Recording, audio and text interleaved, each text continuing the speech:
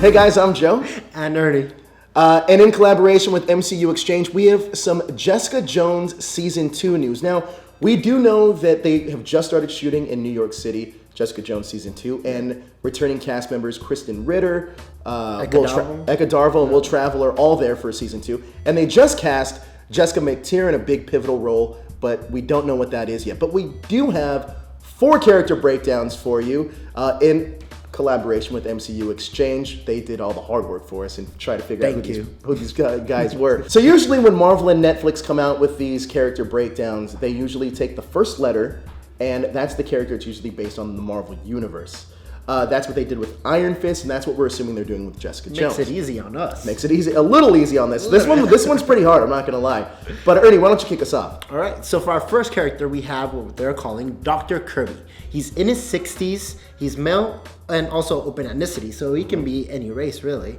He's also a scientist and also a free thinker. He's supposed to be a series regular. He's supposed to be a series regular. So I think MCU Exchange hit this one right on the head.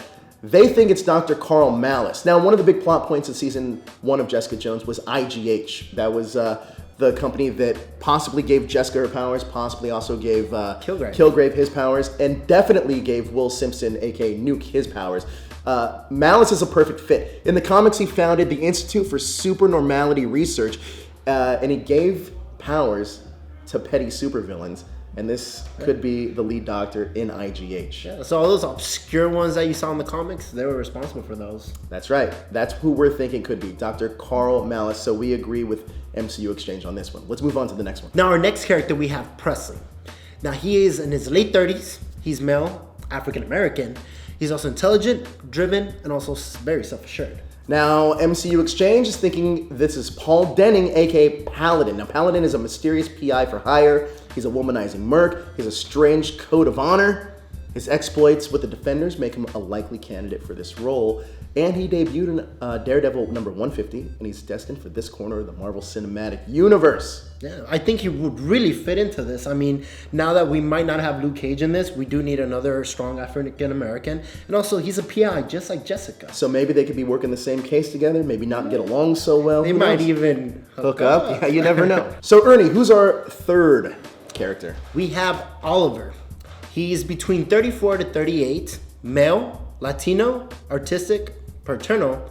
He's smart, scruffy, and hip. Did I just describe myself? Just a little older, yes. Yeah. MCU Exchange says this one is a bit of a stretch, and it was hard to find candidates for this. Yeah. But they did land on Otis Johnson, and the reason why they're saying it's Otis Johnson is because of the connection of Misty Knight and Colleen Wing. Otis has the same powers as Luke Cage, but he's not nearly as imposing. So it's a possibility. And again, none of these we're confirming. We're just giving you the best guesses of who the likely candidates could be. But Otis Johnson, for what it's worth, I think is a decent candidate, especially with that power set. And we already know that, well, if Dr. Kirby ends up being Dr. Malus, that this could all work out. Yeah, we might have a lot of IGH getting involved, and after Iron Fist, we're starting to get more mystical, more powers.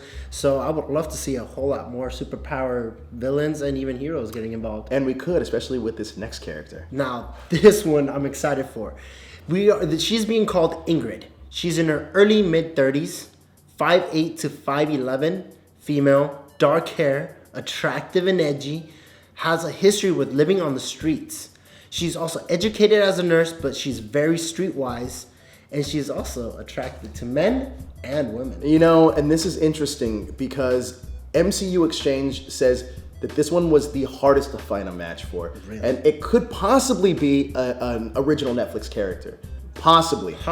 But they do actually give us a couple candidates actually. 2 of them. Number 1 is Ian Sue. Now, Ian Sue showed up in the pages of Patsy Walker, aka Hellcat, as a bisexual character that got its powers from the Terrigen Mist. Yeah, but he's a guy, right? He's a guy. The thing is, we know that Marvel can absolutely change this. They can retcon this whole story, and it's possible that it could be Ian Sue.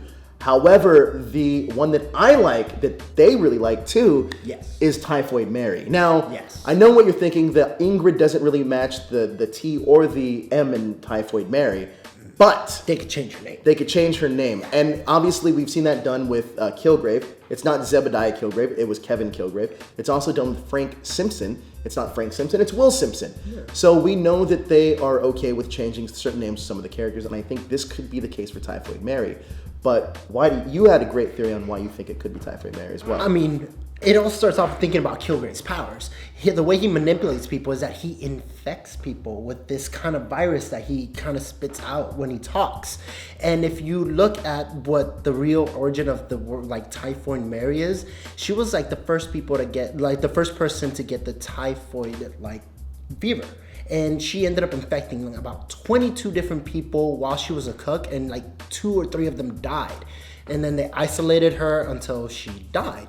So if we have another, kind of villain that's just like Kilgrave, since this might be called Violet. Well, here's the thing. So yeah, funny you mentioned that. So the shooting title for this is Violet. Well, this season is called Violet. Man. Last season was Purple Man, obviously. But this season is called Violet, which is a different shade of purple. So yeah, we had a male villain for Jessica Jones. Now we need a female villain for Jessica Jones. And especially this chick who has so many awesome powers.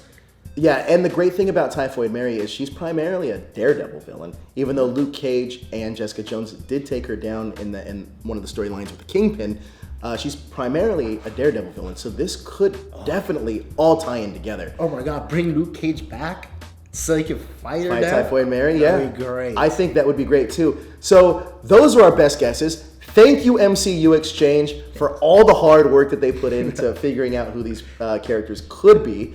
Again, we're not confirming that they are, but could be. Definitely could be. But check out their website, mcuexchange.com. Their website's in the description below. But that's going to do it for us.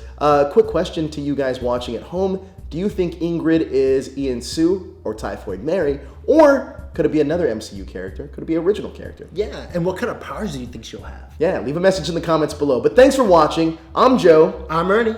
And that's going to do it for us. So hit that subscribe button to stay up to date with everything trending in geek pop culture.